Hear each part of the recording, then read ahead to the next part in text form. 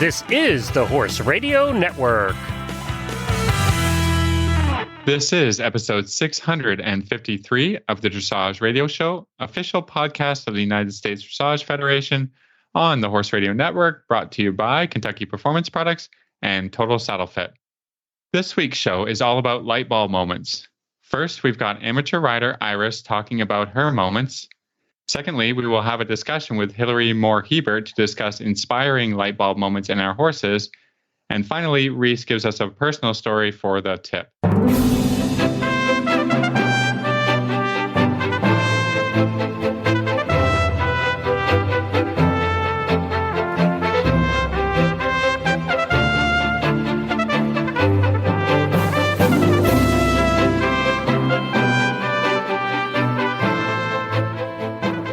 This is Reese Stanfield from Loxahatchee, Florida. And this is Philip Parks from Rockwood, Ontario, and you're listening to the Dressage Radio Show. Well, hi, Phil. How are you? I'm doing pretty well. How's it going in Florida? I'm good. Did you just hear my puppy wanted to say hi to everybody? Yeah. I mean, I said hi, Phil. Maybe he thought I forgot to introduce him to the show. I know. He's like, hello, I'm on the show too. I'm good. It's been really busy down here, not going to lie, which is great, keeping me out of trouble for sure. I'm going to bed early, working on my fitness. I did 3 miles yesterday. Me and the puppy were out by 9:30. It was great. You had kind of a funny thing happen to you this week, if anybody follows your Facebook account and whatever. So why don't you tell us a little bit about the challenges of training in Florida? Yeah, so I know it's very cold up north, and you know it's very cold up north because it's very cold in Florida. And when it's very cold in Florida, I did think this was a joke. You see, there are falling iguana alerts like all over the news. First of all, which I think is very cute, they do snuggle alerts, which is very sweet. But then they do these falling iguana alerts, and I'm like, oh, come on, like don't. No. So Monday morning, I have long lining lessons with Richard Malgrim. He's a good friend of ours. He's been on the show a couple times. He's great. So I've been working with him with this horse Marcus, who's been part of my life for many years, and long lining really helps him. So he comes first thing Monday morning. I have a Richard lesson. So he's working with Marcus. The puppy and I are standing on the side of the arena, kind of under some trees, and we hear what sounds like a branch falling, and an iguana falls out of the tree. I mean, I think all 4 of us, the puppy, myself, Richard, and the horse, and Marcus, we all just stopped and like didn't know what to do.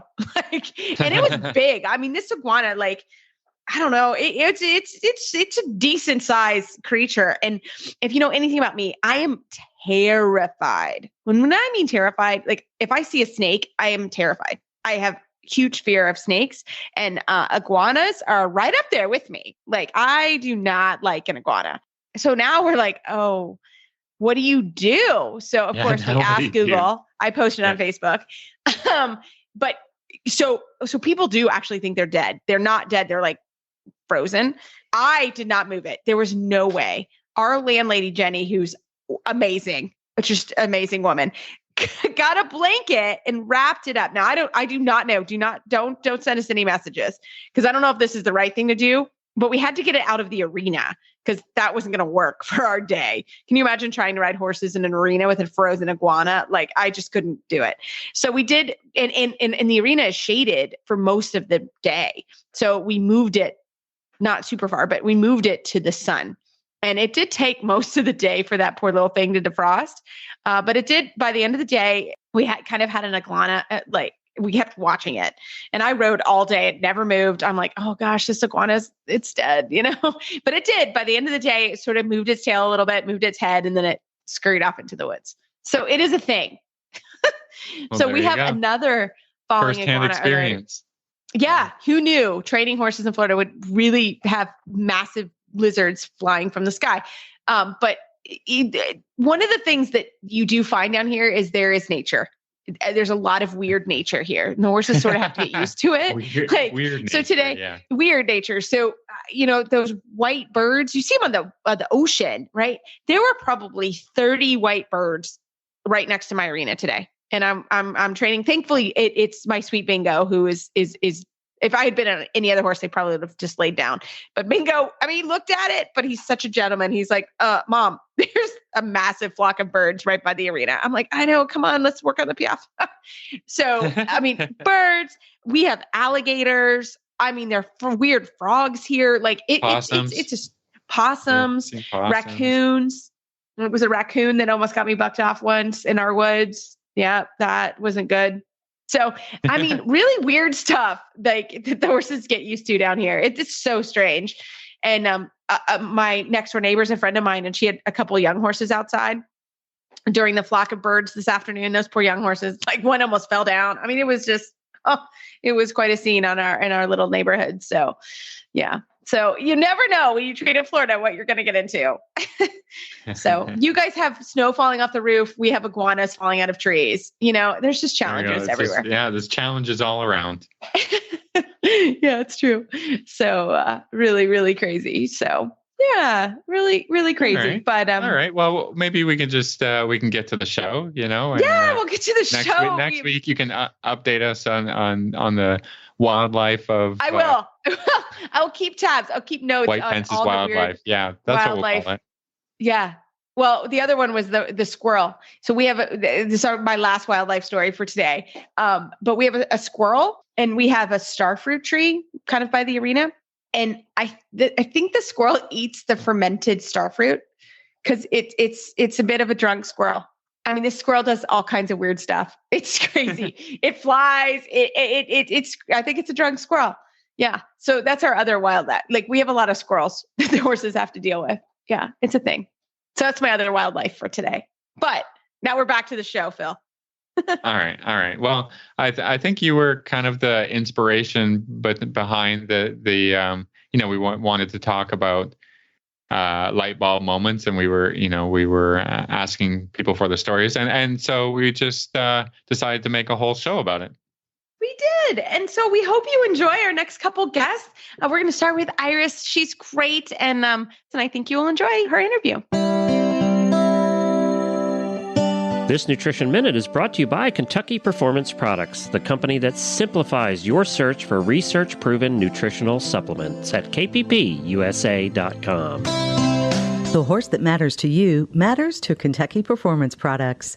Managing horses can be challenging. Each horse's personality affects the way he behaves and reacts to the world around him. Horses with certain dispositions can be at higher risk for developing health problems than others. High-strung or excitable horses are easily stressed, but so is the timid, quiet warrior. Stressed horses are more likely to develop digestive upsets that lead to colic, diarrhea, and ulcers. Nalox Advanced was specifically developed to support a digestive tract that is under stress. It sustains proper pH levels, reducing the incidence of ulcers and hindgut imbalances, while simultaneously supporting the healing of damaged tissues. Nalox Advanced supports the complete digestion of starches and sugars and sustains populations of beneficial bacteria. Make life a little easier on your sensitive horse and start him on Nalox Advanced today. To learn more about the ingredients in Nalox Advanced, visit Kentucky Performance Products at kppusa.com.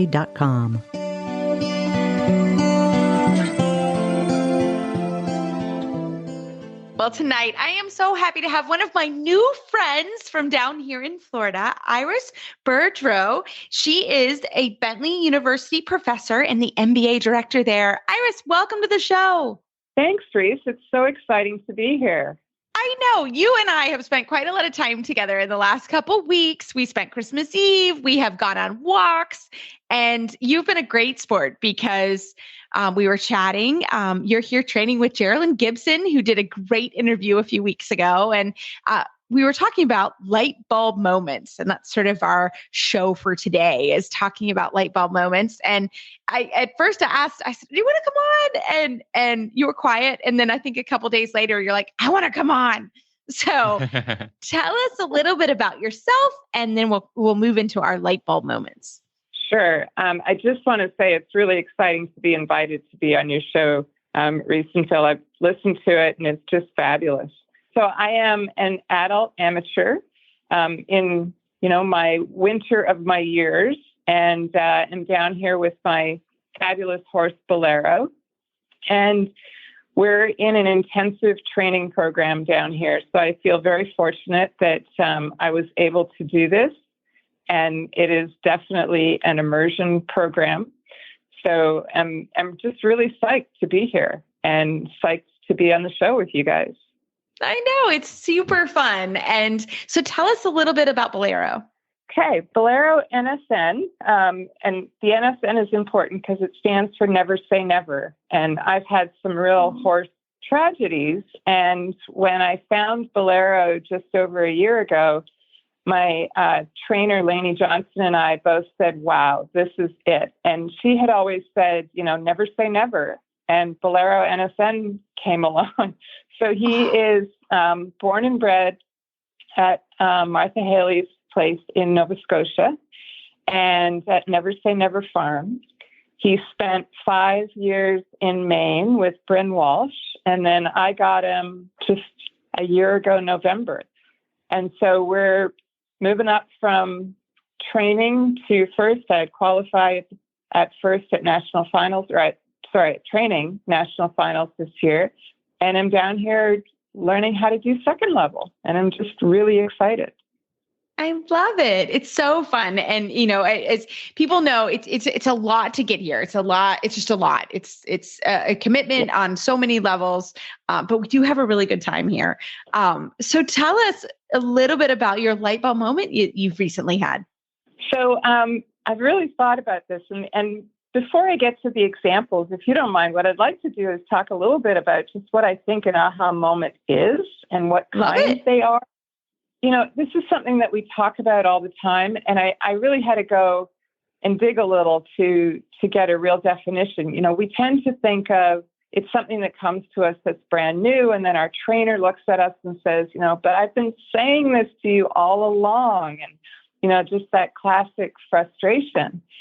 And it turns out that aha moments really are this moment of insight about something that you deep down already knew. It's sort of the current resonating with something that's really buried or suppressed. And that was really interesting to me.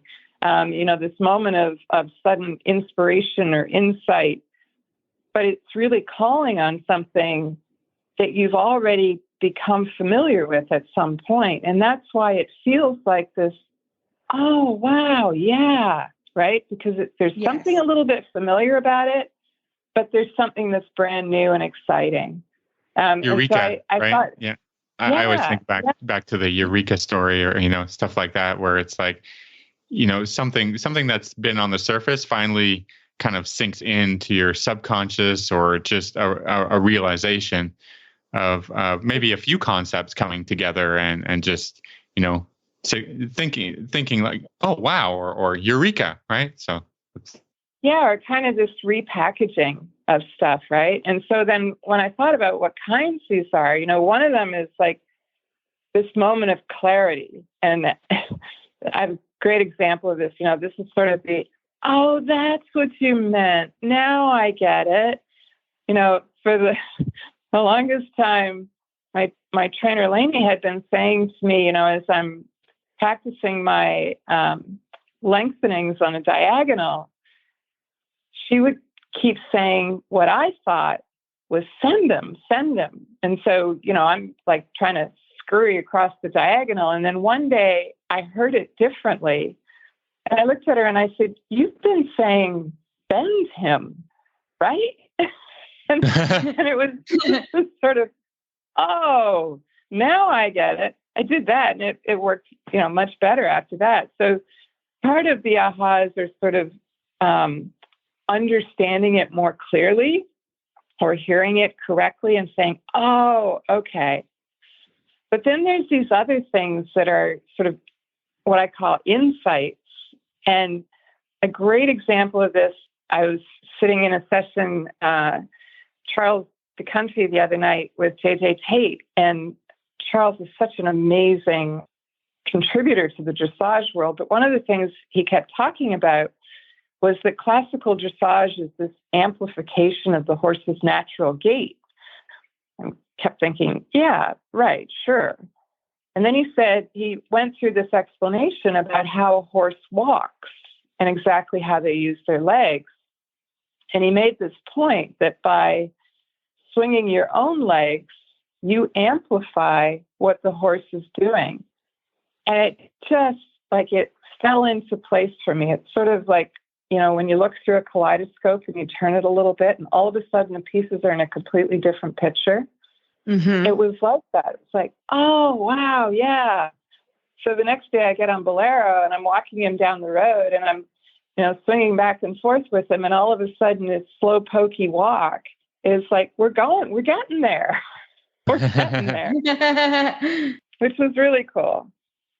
And then I think there's other aha moments that are sort of these inspirational moments, like when you sort of figure out what it takes, and I remember listening to Laura Graves about a year ago and talking to Laura's mom, actually, and her saying that when Laura was riding for the Olympics, she would have trouble some days getting in all the steps she needed because she needed these 25,000 steps a day. And there was this pause, right? I'm sorry, what did you say 25,000? Yeah. Yeah. I mean, it's crazy. Or Dan, who goes to the gym 4 to 5 times a week, and you're sort of like, oh, that's what it takes. Okay. Yes. And so there's all these different kinds of aha moments, but I think one of my favorites is when your trainer says something to you, you try it, you're like, oh man, it's right there. It's been there all along, whether it's I've moved my feet a little bit differently or, I realize how crooked I sit and I shift and all of a sudden my horse is doing exactly what I want him to do. So there's different kinds of ahas. And then the other thing is how do you get there, right? How do you get these? Because you can actually do some things to get an aha moment. And one of the books I read recently was The Serendipity Mindset by Christian Bush. And he talks about being open to possibility. He says serendipity is really just a collection of events that happens at the right time. And aha moments are kind of like that, right? And so if you're open to the possibilities of things and see the links between stuff and start putting it together, you can start to think about, wow, so my weight really does translate through the saddle into his back. And, oh, wow, so when he drifts off to the left, it's because I'm telling him to go there, right? Yeah. So, and then I think, another way to get to them is to try things in different ways. We always talk about using metaphors. It's like if you're trying to explain, if a trainer's trying to explain something to their rider and they keep saying it in the same way, that's not really helpful. It's like, it's not that I didn't hear you, it's that I don't understand you, right? I don't understand how to do this. And so sometimes explaining it in different ways can really help, and we use all these metaphors. Yeah, I just want to jump in here. Yeah, I mean, it's the same thing between a rider and their horse, right? And throughout the years, I've had a lot of great coaches and whatever. But for me, part of it is that I've got to work on it and just figure it out myself. Okay, well, that's great, But if I continue to do the same thing, like just practice the same thing in the same way with my horse, it doesn't go anywhere because, either they don't understand or I'm not clicking into, you can't fix the problem if you continue to, I think there might be a saying about doing the same thing and getting the same results and you do that forever. It's insanity. So, yeah. Just being open to, okay, I try to tell my students, let's focus on what is the result we want to get instead of the exact ABC of how to get there. And that leaves we need to be from here to there, and the rider is free to kind of try different things, whatever. It's experimentation, right? And maybe you don't get from A to B, but you can sort of figure out plot some points that, I want to, for me, like a really big example of this is trying to teach a rider how to do turn on the haunches or a pirouette. It's so hard because you have to control the horse in such a way and blah, blah, blah. But I say, here's our intention, and you've seen the videos, you've read the books and blah, blah, blah. Let's just figure out like it doesn't have to be perfect, right? But you have to be able to turn the shoulders around the haunches, like really simplify, turn the shoulders around the haunches, and you are free to experiment with however you want to try to accomplish that. Don't let me just say like, this is what works for me, because every horse rider combination is different. But this is our intention. Now you work it out over the next week on how to get there. Experiment. Absolutely. Do whatever, and usually we come back the next week and okay, the pirouette's not perfect, but we have some building blocks and some things to discuss. Doing the same thing, you're never going to get there because you either don't understand the intention or you don't understand the pieces that help it all come together. Yep.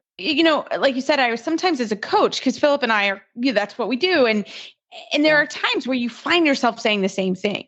And because this reminds me, because I literally once at a horse show, I was working on walk pirouettes with 2 students. And I literally, in the break, they had ridden their test. I went to my car and I called Philip and I was like, I need some help. Like, I'm literally saying the same thing and what I'm saying to them is not resonating. So help. I phoned a friend basically because I needed a different way to say it.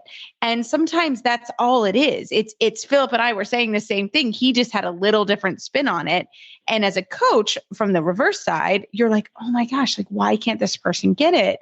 Which is why sometimes it's great to give them that's why, like you said, going to a lecture, listening to Zoom meetings, like there's a lot of different ways, reading books. There's a lot of ways to figure out how to do it, along with, like you said, Phil, just go out there, just do it.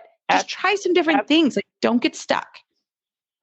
And that access to all the resources. I mean, if there's anything that the pandemic has done for us, it has given us access to stuff. Like the last couple of days this week, I'm trying to get haunches in, right? And Carolyn is explaining it in different ways. She's doing it on Bolero, and then I'm getting on, and she's actually walking out the pattern for me. And at one point, she said, "Just go watch some videos," and I did. So I have the Ridley app, and I got in there and typed in Trevera and haunches in, and 4 videos popped up that really showed me, so I could sit and watch it. And then I can come back on my horse and I've sort of got that in my head, what that is supposed to look like. I've got the instruction on how to get it. And then on top of that, I've figured out, like, one of the things that I do is I do Pilates for riders every morning with this great coach. And they're always talking about balance and shifting balance, and so you play around with it a little bit. Phil, as you said, like I would play around with just looking in a different direction and finding all of a sudden my horse follows my eyes. Wow. Yes. So you have this whole toolkit of stuff that's available to try to work through to get these ahas, right? Yeah. We talk about it on the show a lot.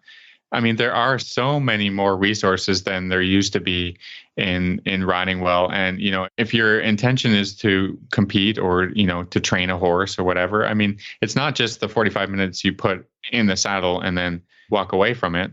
I mean, it's really, hours and, doing a lot of different things to try to learn how to make your inner vision available onto the horse. So. And in that mimicking, the other thing that you want to do is make sure that you've got a clear image. And this is where the mirror walls down here are so fabulous. I mean, I come from the northern country, and I think they'd all fall apart in the first winter.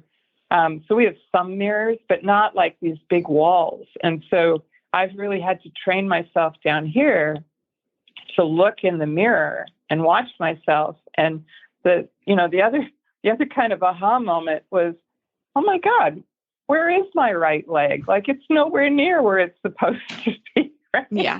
Yeah. It's on his haunches. No wonder he's, So the mimicking and the learning, but then also verifying what you're doing, sort of getting this truth of your own riding and what's going on is really interesting. No, it's very true. And that's how it is, which is nice. The mirrors are really, really helpful because you're like, oh, wow, look what's actually happening. So, I think that's really important. But I mean, Iris, these have been such great tips. And I hope everyone has taken them and will get some of these tips and know that these light bulb moments are out there, but sometimes you have to research and look for them and find them. And I think you've been just an amazing, If I can add just one more thing, and then you have to remember them.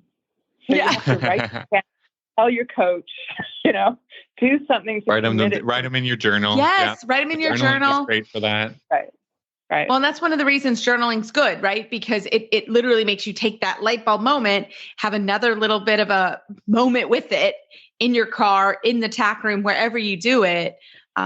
It's really important. And I think here, when you're in Florida, because we are so focused here, I find it's a little bit easier in a way when I go home and I have a little bit other things going on. It's a little bit more challenging that I really have to focus on doing that, but it's really true. Yeah. It's really an important thing. So I love it. Well, Iris, thank you so much for coming on the show tonight. Awesome. Thanks, Reese and Phil. This was fun. Thank you. Well, we'd love to have you back.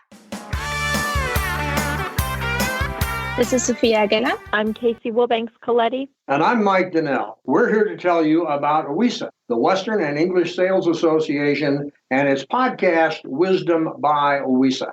WESA produces the world's largest trade events for retailers, manufacturers, and sales representatives in the equestrian industry. On our show, we talk to people who tell the stories of some of the best-known Western and equestrian brands. Visit wisdombywesa.com and tune in today. Well, tonight we are so happy to have an old friend of ours back, and it's been way too long since she's been on the show. Hilary Moore Hebert, drum roll, please. Welcome back to the show. Hi, everybody. I mean, it's been way too long, Hilary. I don't even know the last time you were on, but we have missed you. This is a good thing about the time of it is I decided in the equestrian community, when you go to like a horse show and you haven't seen someone in a year, but it was last week. It's really like I haven't talked to you guys in like 2 days.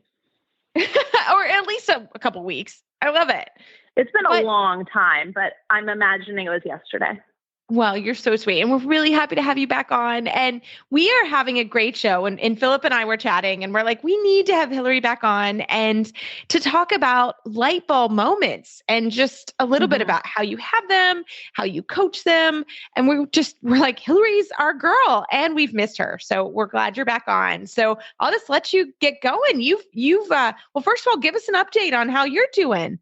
Things have been actually going amazingly well. We shifted stuff a little bit because my son is now old enough to be in school. And because of everything with quarantine restrictions, everything like that, we're actually down at my Florida farm starting. A school down here in Florida starts the 3rd-ish of August. So we've been down in Florida and I've been remote teaching, which longtime listeners know I do over the winter time with my clients up at my farm in Maryland. I've just been doing that in addition to going back and forth, coaching up there, going to the fall shows. But I've been down here with horses since the beginning of August and am staying through the school year this year. So it's been quite a transition, not hugely different because I've always been doing it in the winter. But this time I've been staying down here. I've already been down here for several months. Yeah. That is different for sure. And a lot more people are doing that because of kids and just the travel back and forth. So I love it. Yeah, have you enjoyed it?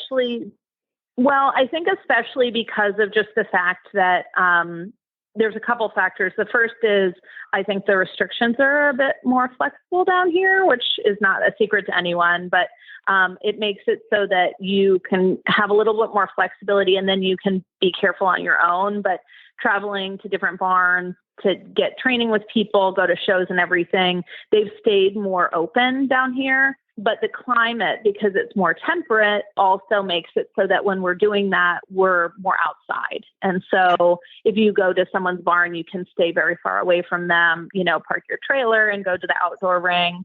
And so because the weather is milder, it's allowed us to stay outside more and again, calculate our own risk. So that's, I think, one factor, as well as the fact that as much as we sometimes worry about dressage as a sport and growing, what is going on in South Florida and then also Ocala and some other hotspots is just incredible. It just is such a thriving sport. And I think it's wonderful to see that. And so I think people continue to move down.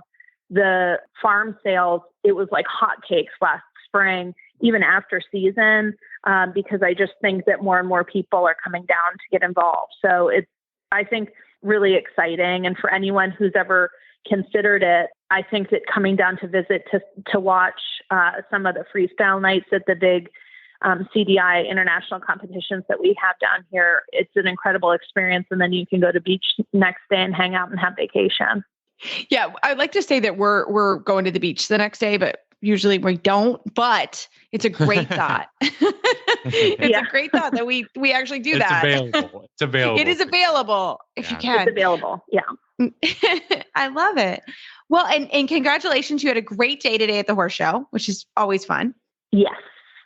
And it ties back to our kind of light bulb moments. So I have a horse who, he's a coming 7-year-old.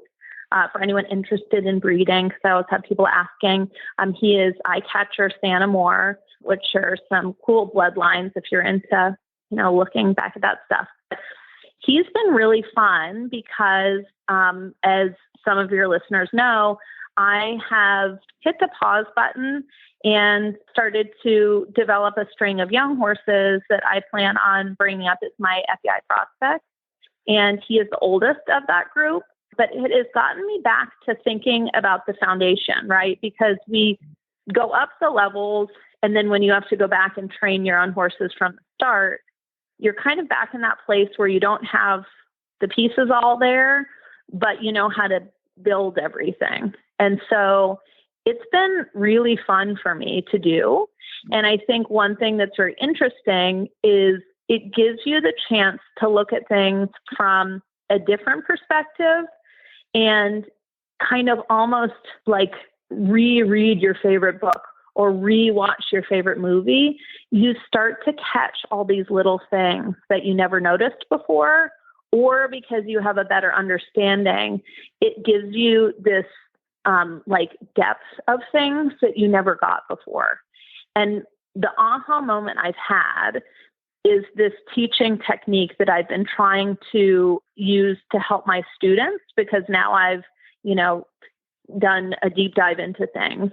And I wanted to share it with all of you guys. Well, we can't wait to hear it. So what is it? What is your Hilary wisdom?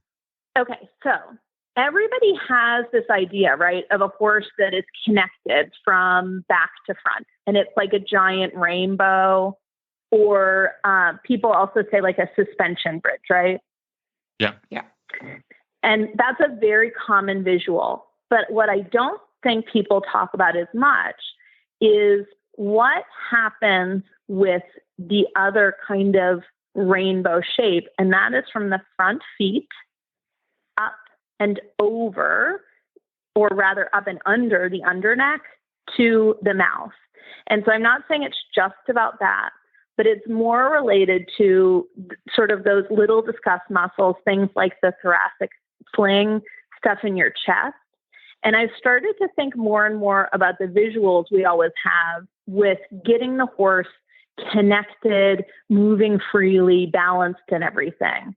And someone was talking through this with me, and I just came up with this idea of how we want our horse to be on the bit. And it isn't that we're jamming them down. It's that we have kind of this lift that comes from their chest as well.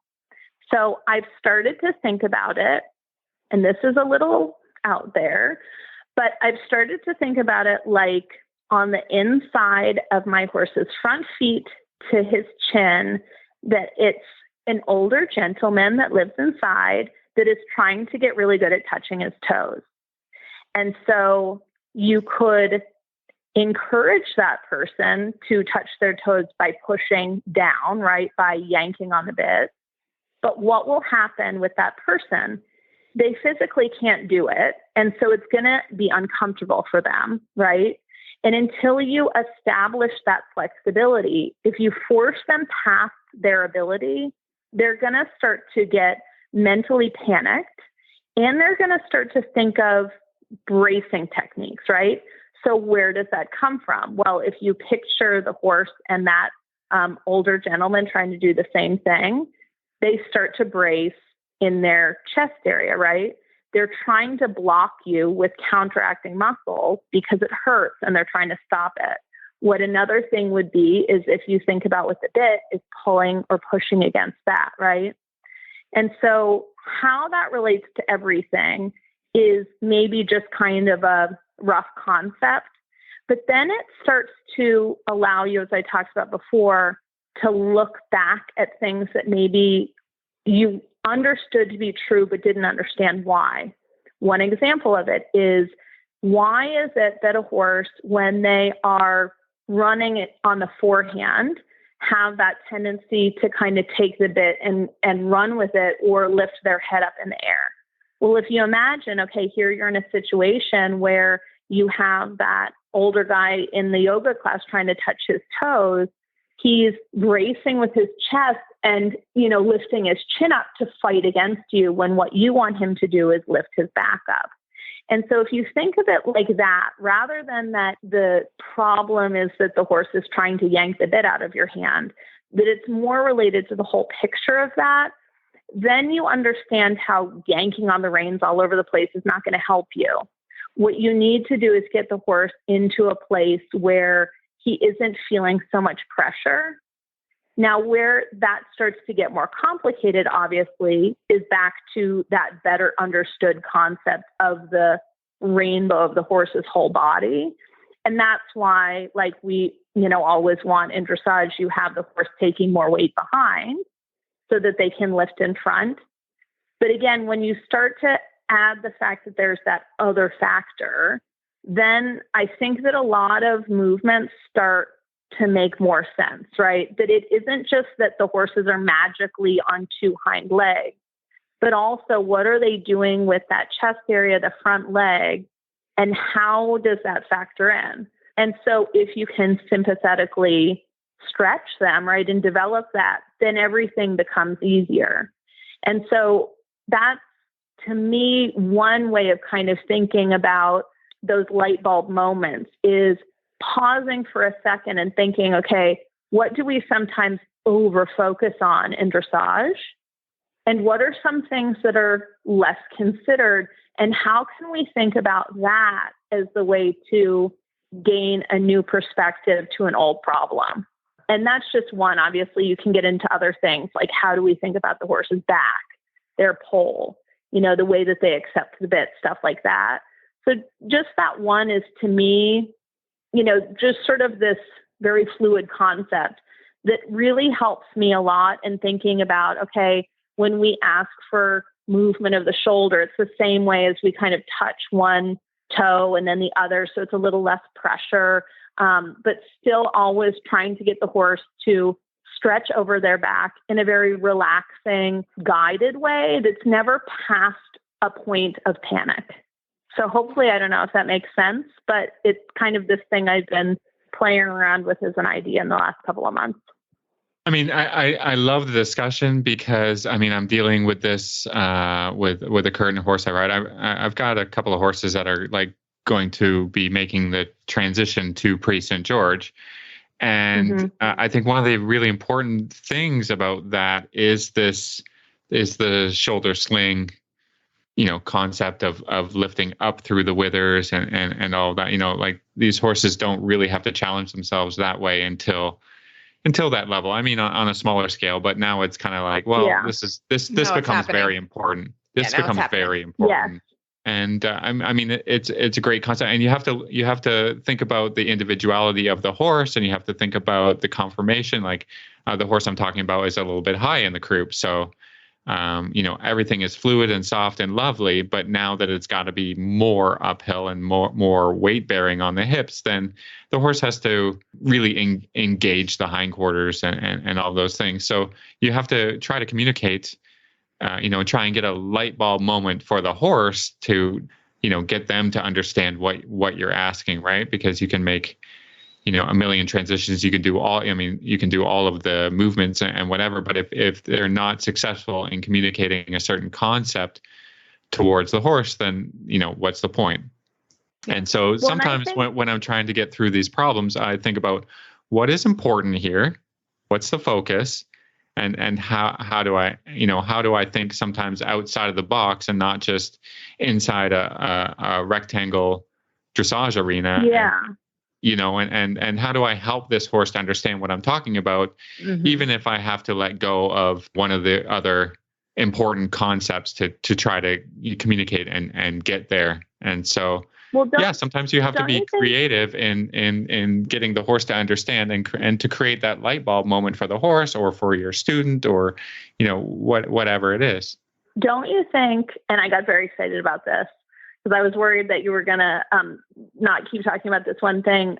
When you said that the horse is higher in the wither, don't you think too that when you are in a situation where you have hind end engagement, collection, uphill balance, all this stuff, I think that also you're intuitively thinking about that, how the horse's conformation really, I think, not just in back, but also in the wither and chest affects it. And when you said that, the first thing that also came to mind is that sort of cliche people have of racehorses, or rather off the track thoroughbreds that have now been repurposed as dressage horses or adventures or whatever, as being the opposite problem. But I think that's such a lovely example, what you just said, because then you can start to say, okay, I now am thinking about the fact that I've always thought about the shoulder and wither.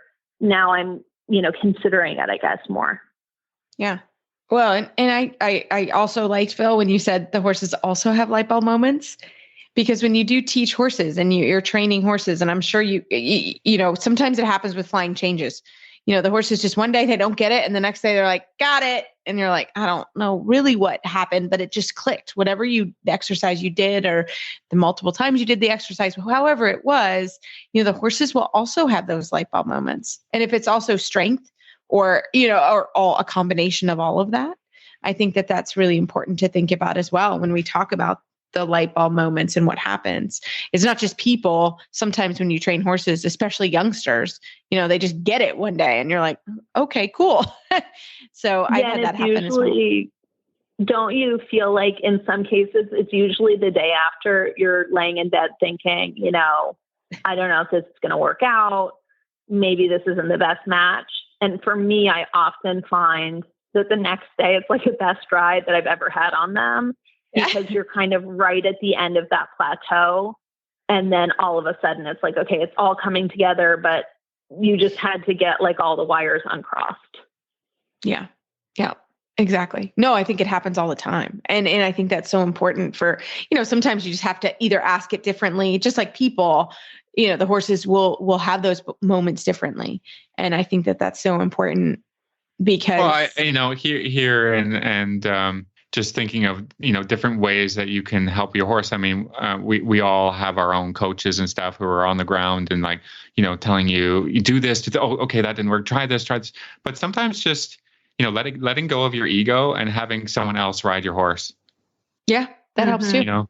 I have a couple of jumper students. So, if you're having trouble with flying changes, you just like, hey, can you get on and just feel what you feel and give me some feedback about it, or getting out of your own headspace and trying something different, because, eventually frustration, comes through you into the horse and it doesn't work. And, flying changes is a great example of that, so you got to be creative in riding and being a student and also being a trainer in using different resources to get those light bulb moments. Yeah, for sure. And don't you also think too, I'm trying to think of the best way to word this, because I don't mean like change it up, like cross training. I mean actually changing the program and being okay with that. So meaning if you're doing something and it's not working, saying, hey, it might be that for this horse, this doesn't work. And one really good example that I had with that is a horse that I had that as he was getting older, he just would get tired and heavy as we did kind of our 45-minute rides, which I realized I was kind of packaging up because that's the standard lesson length. But I'm very fortunate to own my own farm. He needs a ton of walk and stretch.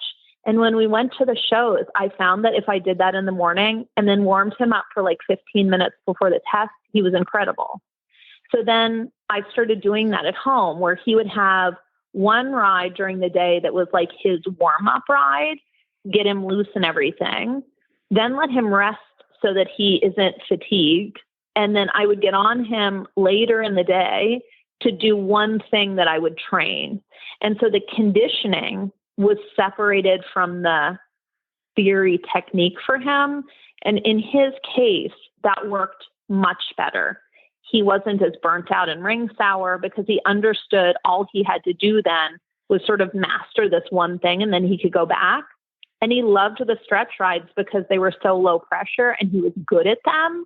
So also he felt happiness, I think in his mind, because then the fun stuff was longer, whereas the hard stuff was kind of short and to the point. Yeah.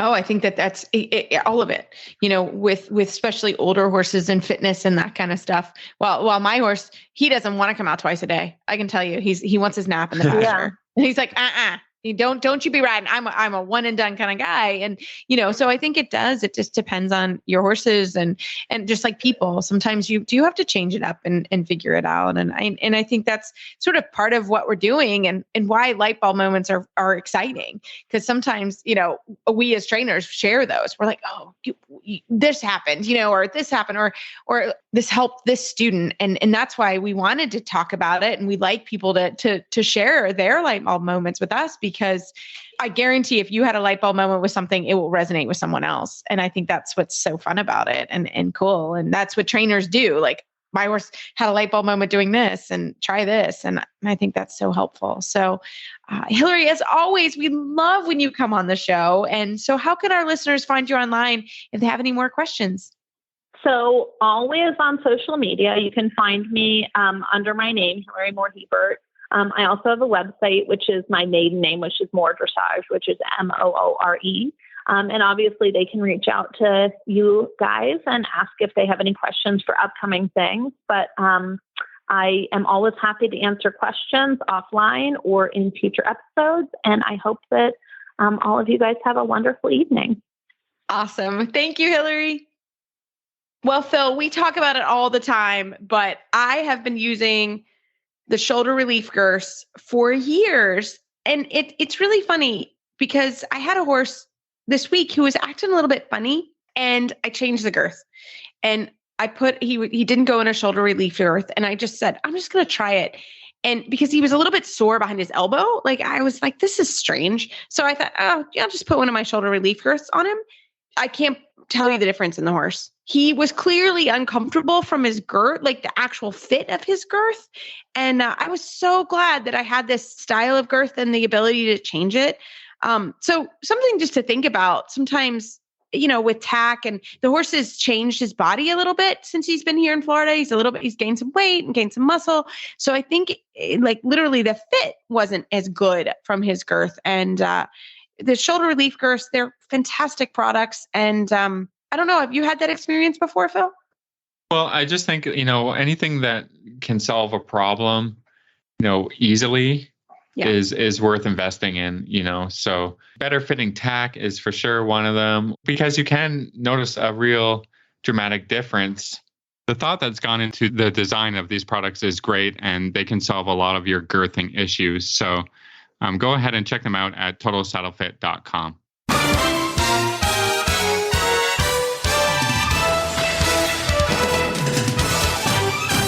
This week's dressage training tip is brought to you by Total Saddle Fit, home of the shoulder relief girth at TotalSaddleFit.com. Well, Phil, we've got a great Total Saddle Fit tip of the week because, this was the inspiration to the show. And sometimes you're just very good and you go along with what I want to do. But I was riding and I had my own light bulb moment. And, in this, it's actually really quite simple. I was having trouble turning left. And in the Grand Prix, you come up the center line quite often and you have to do things like the zigzag and or pirouettes. You make that turn a lot. And I was really struggling with that turn. And a lot of times in the Grand Prix, for example, you come off of an extended canter, flying change. You have to really ride your corner and be ready for your canter zigzag, which is 3 steps to the left, 6 steps to the right, 6 steps to the left, 6 steps to the right, 3 steps to the left, and then a flying change. That's a zigzag. So you have to start well, because if you don't start well, it's not going to end well, I can tell you. So I was having a lot of trouble with that turn. And my coach, Scott Hassler, who I've been working with forever, 10 years at least, he said, "Hey, what's going on with your right forearm and your right rein?" And I was like, oh. I wasn't using my right forearm and or my right rein at all in the turn. I don't know what I was trying to do. It wasn't working. So I just took a little bit more pressure on my right rein, took my forearm a little bit toward the center, which not crossing the withers, but just in my mind, just engaged my right arm. And wow, my horse turned like a I don't know, on a dime. I was like, oh, okay. So, and it's a simple thing, but I had overanalyzed this turn. I mean, like at night, like wake up at 2 a.m, like, why can't I make this turn? And it's, so sometimes just stepping back and just something very simple is so helpful. So that was my current light bulb moment. Sounds silly, but it's changed my life a lot. I'm getting a little bit more sleep. Now I'm just obsessing about a few more things, but it's really been helpful. It's really helped that. This is a good one. I mean, I've been actually practicing a little bit of, the ability to turn on my own horses recently. I think it's important to make good suppleness corners, but then, what happens when your corners are maybe a little bit too supple and you're not using enough outside rein, the horses kind of fall to the outside as you're trying to turn them, and like you said, that's not really good when you're coming down onto center line. In the corners, you can let it slide a little bit, right? Because you've got a few steps and you can straighten and do something else. But I mean, it becomes very challenging. When you turn down the center line, you got to be straight right away, or you got to come down the center line and do something. Then that's a bit of an issue. So what I've been practicing is a little bit of taking the horses away from the wall. And just riding a straight line to walk, quarter pirouette turn, and trotting right out again. So it's just sort of helps me to make sure that the horses are aligned, and then you're turning, and then you're going on, so that you're really focusing on the turn and the balance in the turn. And this is great for making sure the horse's hind legs are underneath them and all of that great stuff. So I think it's fantastic to continue to have light bulb moments. I sort of get surprised by them sometimes because, you and I, we ride a lot, we read a lot of books, we talk about it on our show and all of that. And what's awesome about riding and just pursuing an endeavor in which you'll never be perfect at, you can still have, light bulb moments, and you can have them with your students. You can have, it's wonderful. Yeah, it's so cool. So keep sharing them with us because we love it. And we, when we get them, we'll share them because again, sometimes my light bulb moment might resonate with someone else, or it's a really cool thing. And I hope you learned something on the show today, because it is true. Like these are things that we know, like I know I need to use my outside rein in the turn. I thought I was doing it obviously, but I wasn't, and so it was just like, oh yeah. Oh, okay. Yeah. Course. And my horse is very, very thankful for it. That was for sure. So it's fun. And I hope everybody enjoyed the show and enjoyed the idea, and keep them coming. Because as always, we love email and Facebook shout outs. Send them to us and we will get them on the show. Well, as always, you can find our show notes and links to today's guests on our website, dressageradio.com. Like us on Facebook, just search Dressage Radio Show. Follow us on Twitter at Horse Radio.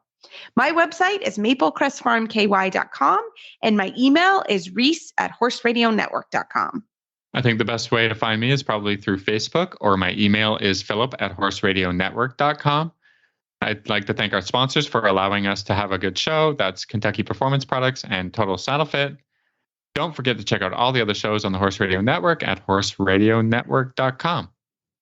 Everybody, keep your heels down and your shoulders back, and we will talk to you next week.